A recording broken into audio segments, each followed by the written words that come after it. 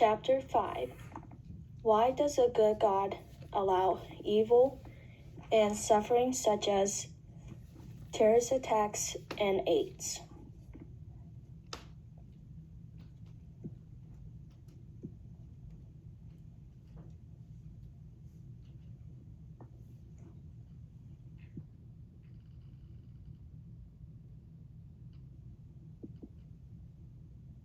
Here are some common questions people often ask. Why are we suffering from Adam and Eve's sin? Why didn't God prevent bad things from happening? Why create things that would result in evil? What would we expect to see if evil were necessary and God were good? Why does God allow evil?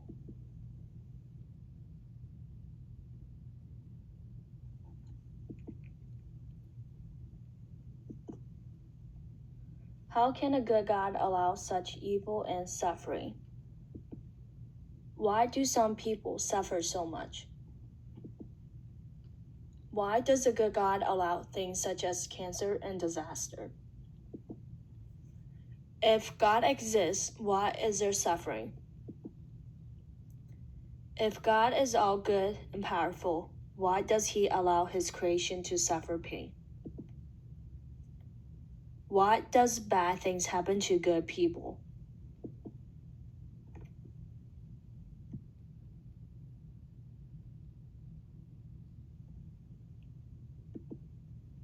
Have you or anyone you know that have ever asked any of these questions while facing uncertainties and trouble in life?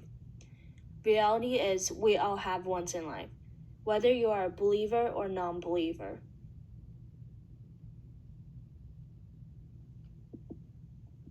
In the book of Newman, Questioning Evangelism, he has provided a few types of answers and responses.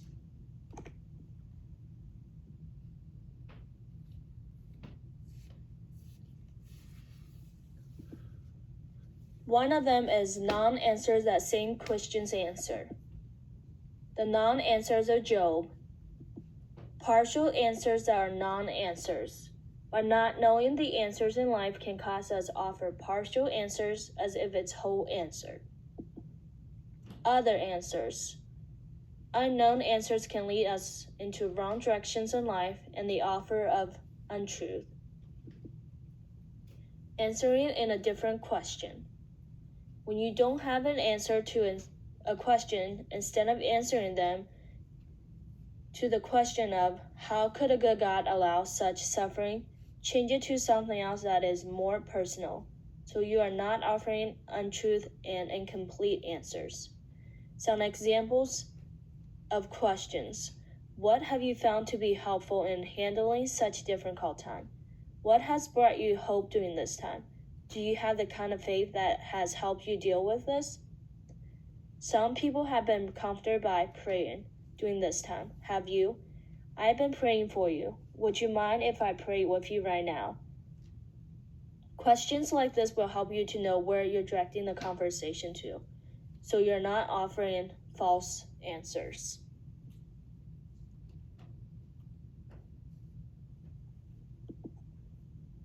So how should followers of Christ respond when people ask the ultimate why questions? In life, we may attempt to answer it by saying we live in a fallen world that things are not as God intended. We might also answer it by saying we inherited the consequences of sin from our spiritual forebear Adam and Eve, and that's why evil happens. In the book, Newman mentions the truth is, we don't have an adequate answer for the problem of evil. No one does.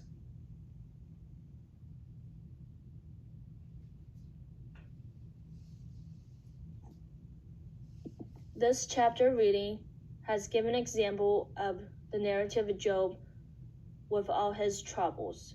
The book of Job was given to us to help cope with the unexpected hardships in life.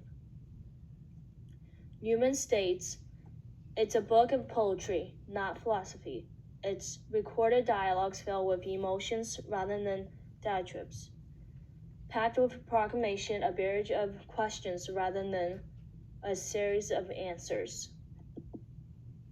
Even with the book of Job, we may not get the answers of why good God allowed such evil and suffering. In the book, he mentioned that the book of Job was most likely given to us for comfort, strength, and inspiration, something that we can relate to in a personal level.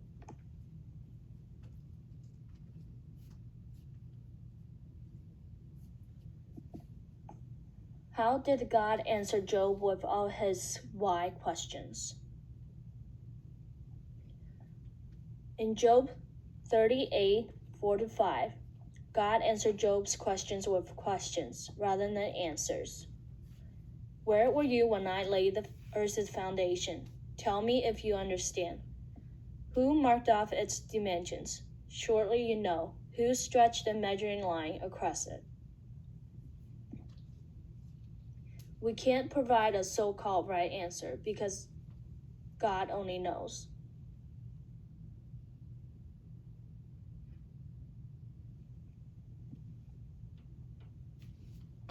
The answer to the ultimate why question. Job was an example of proclaim. He was suggested by God as a target for Satan's attack. In verse Job 1:8, then the Lord said to Satan, have you considered my servant Job? There is no one on earth like him. He is blameless and upright, a man who bears God and shuns evil. And then in verse Job 2-3, then the Lord said to Satan, have you considered my servant Job? There is no one on earth like him. He is blameless and upright, a man who fears God and shuns evil. He still maintains his integrity. So you incited me against him to ruin him without any reason.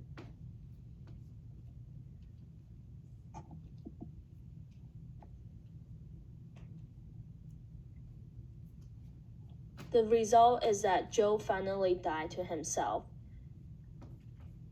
That he chose between the two answers, Job 22:9 or Job 13:15.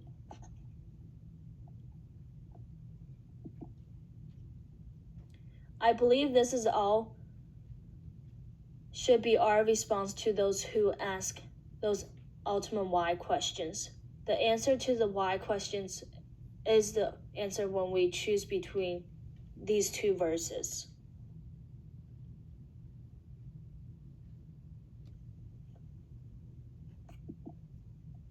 Newman has given Billy Graham as a perfect example of someone to follow when attempting to answer the why questions.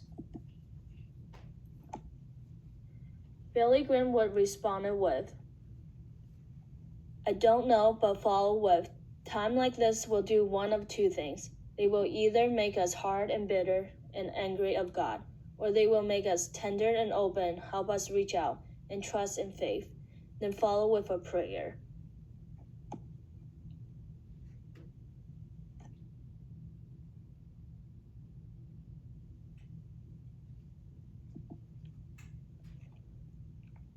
Newman mentions that no answer equals liberating.